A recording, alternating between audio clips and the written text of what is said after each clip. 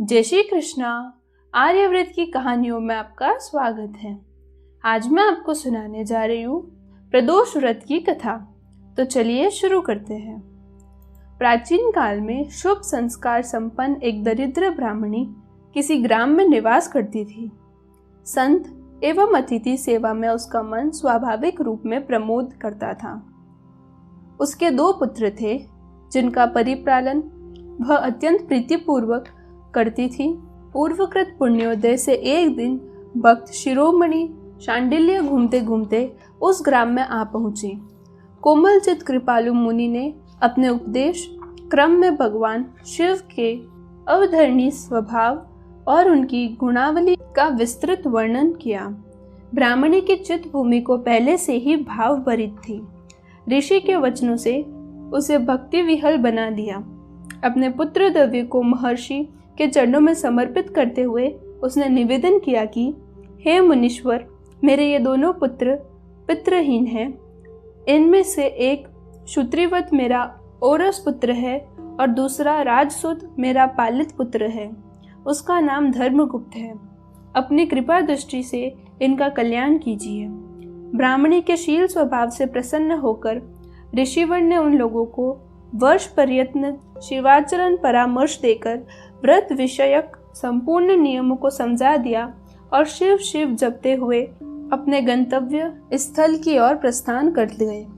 कुछ ही क्षणों का यह संयोग स्वाति नक्षत्र की बूंदों की तरह पुण्य फलप्रद हुआ। गुरुवार की भावमूर्ति और उनके श्री चरणों का अहर्निश ध्यान करते हुए वे तीनों एक मंदिर में जाकर शिवाचरण सात्विक आनंद प्राप्त करने लगे। गुरु के उपदेश से उनके ज्ञान चक्षु खुल गए। पूजा अनुष्ठान करते हुए उनके 4 मास व्यतीत हो गए।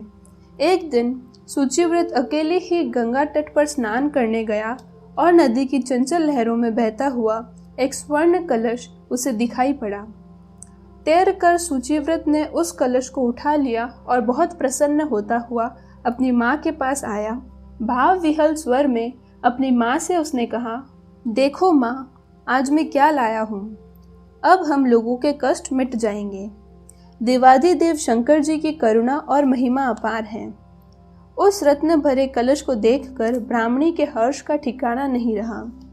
उसने सूचिव्रत से कहा, देखो पुत्र, इस दिव्य धन राशि को तुम दोनों आपस में बांट लो। सूचिव्रत ने सहर्ष माँ के आदेश को मान लिया, किंतु राजसूत ने माता से आग्रह किया, हे दयामयी माँ, भाई सूचिव्रत को यह धन उसके पुण्य परिपाक वश प्राप्त हुआ है, इसलिए इस धन को उसका ही अधिकार है। मैं अपनी निर्धनता में ही संतुष्ट हूँ। शिव चरणानुराग से बढ़कर कोई संपत्ति नहीं है। माँ ने भी जैसी तुम्हारी इच्छा कहकर उसे निश्चय से कोई बाधा नहीं डाली। कालांतर में बसंत ऋतु का समागम होने पर दोनों भाई एक दिन वंशिक का अवलोकन करते हुए बहुत दूर तक निकल गए। वहां उन्होंने देखा कि हजारों गंधर्व कन्याएं इस निर्जन वन में क्रीड़ा कर रही है, तो उनके आश्चर्य का ठिकाना नहीं रहा। सूचिव्रत ने कहा, यहाँ गंधर्व कन्याएं क्रीड़ारत हैं, अतः हम तपस्वियों को यहाँ नहीं ठहरना चाहिए। किंतु देवी प्रेरणावश राजसूत ने उसके परामर्श को ठुकार दिया। वह अकेले ही मुस्कुराते हुए उनके समूह में चला गया। उस सुदर्शन राजसूत को देखकर गंधर्व कन्याओं को परम विस्मय हुआ। उनकी राजकुमारी को उसके रूपाक्षण से अभिभूत हो उठी। उसने अपनी सहेलियों को आगे बढ़कर वन में शिव पूजनार्थ दिव्य फूल तोड़ लाने को कहा।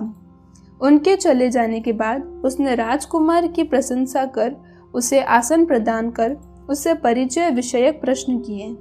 राजकुमार ने गंधर्व कन्या को अपनी स्थिति से अवगत कराते हुए कहा, हे कल्याणी, मैं निधर्व नरेश का पुत्र हूँ। मेरे माता पिता दिवंगत हो चुके हैं।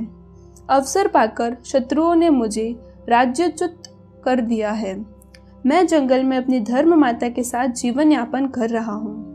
संपूर्ण व्रतानंद सुन गंधर्व राजकन्या प्रसन्न हो उठी और उसने उससे विवाह विषयक अपनी मनोभिलाषा प्रकट करते हुए कहा, हे राजपुत्र, मैं विद्रविक नामक गंधर्व की पुत्री अंशुमति हूँ।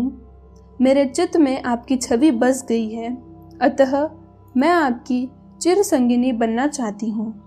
राजकुमार उसका प्रेम प्रस्ताव सुनकर प्रसन्न हो गया, किंतु उसने गंधर्व कन्या से कहा, देवी, आपका प्रस्ताव मनोरम तो है, किंतु कहा आप एक गंधर्व कन्या और कहा मैं निवृत्त राजकुमार तथा दूसरा वैवाहिक संबंध माता पिता की सहमति से ही संपन्न होना चाहिए।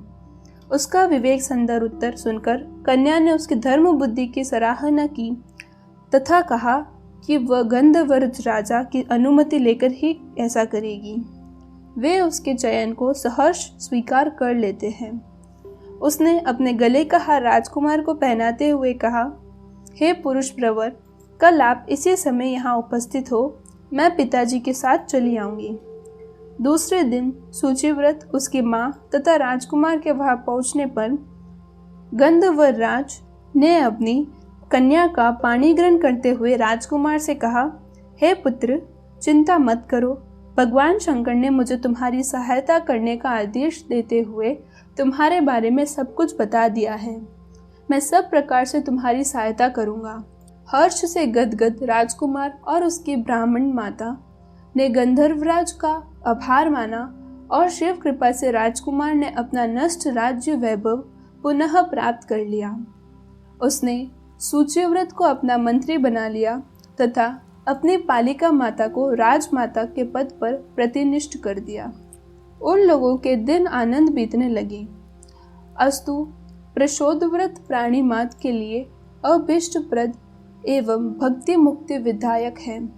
जो लोग इस बात का आचरण नहीं करते वे ही दुख, दरिद्र, मायाजाल में फंसे रहते हैं। हे देव, आपकी जय हो। यदि आपको मेरी यह कथा पसंद आई हो तो वीडियो को लाइक करें और चैनल को सब्सक्राइब करें।